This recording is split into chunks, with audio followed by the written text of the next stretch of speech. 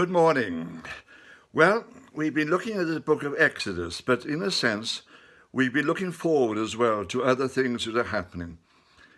And I want to go to one of these events, which I mentioned last week, but I want to examine it once again. As the Israelites moved throughout the desert and approached the land of Canaan, where they were going to invade and take up residence, they came across one of the great tribes in the desert, the tribe of Moab. And the leader of the tribe of Moab, a man called Balak, decides that he's up against a force here which he doesn't quite understand. So he sends for a Zoroastrian priest called Balaam, and he says, "Come and help us. Come and curse these people." Now, I mentioned this last week and told a story about Balaam, but I want to go back to it because there's something which people sometimes don't quite see or understand. Because when Balaam set out, finally, having said no several times, when he finally set out, God said, "All right, you can go, but only say what I tell you to say."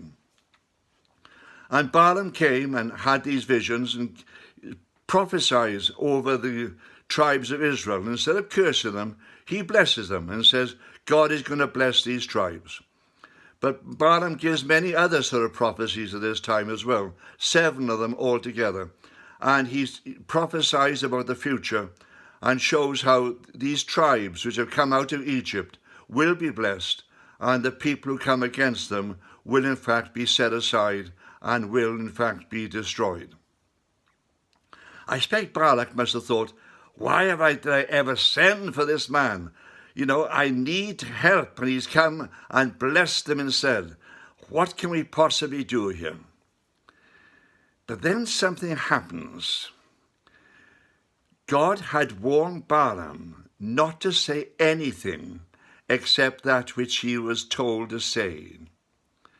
But it appears, although it's not recorded for us, it appears that Balaam, with his understanding of spiritual powers, tells Balak what he can do in order to defeat these tribes. And it's a simple thing. What he has to do simply is allow the Moabite prostitutes to start mixing with the Israeli tribes, with the soldiers and the warriors of Israel. And with this, there comes a contamination into the tribes, a contamination which suddenly stops them from being effective. It comes out eventually like a plague. And Moses says to the people, you've got to stop this, you've got to drive it out, you've got to destroy it. And finally, it is destroyed because one of those who was close to Moses sees a man bringing a Moabite prostitute into his tent. And these were not just the common soldiers. This man was a leader of Israel, and this prostitute being brought in was the daughter of a Moabite king. And he becomes so angry about what is happening throughout the camp, he literally goes into the tent with this man. He's having sex with his prostitutes, takes a spear and drives it through the man's back into and through the prostitute's back and kills them both. What a dramatic thing to happen. What an amazing, strange thing to happen. And we're told as he does it, the plague ceases. Now, what can we learn from this? Well, you see, when we're looking at the book of Exodus, and we are going back to the book of Exodus, that's where I want to focus.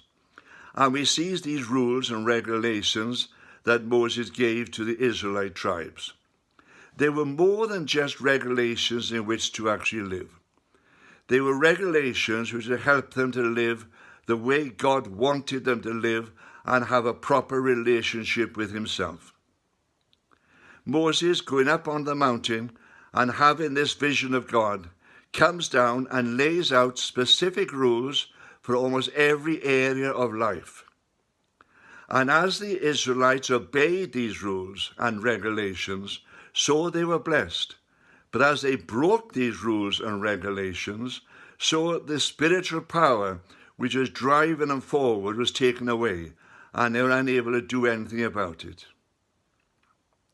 And this was going to be the case not just during the time they were in the wilderness, but throughout their history as well. And one of the main rules that God gave them, which I've spoken about before, which I think is important to re-emphasize, was the rule of the Sabbath. You see, God said to them, I want you to be able to work for 6 days every week, but the seventh day has to be a day of rest. It's something which they struggled with. This isn't something which they knew anything about. This was some experience which was new to them. In fact, no other nation observed it. 1 day every week, we are to stop work. I'm going to come back to this again tomorrow. Amen.